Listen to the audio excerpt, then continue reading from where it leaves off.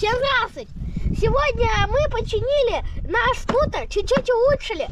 Есть плюсы. У нас было тут отломано пластик, это вот такой вот.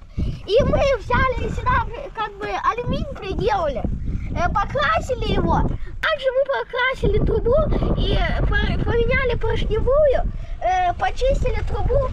Сейчас я вам покажу, как он валит. У нас плохо сосет кранчик. Нам надо сделать вакуум, чтобы бензин побежал в карбюратор. Обшили сидуху, потому что ту сидуху это сгрызла моя пятая точка.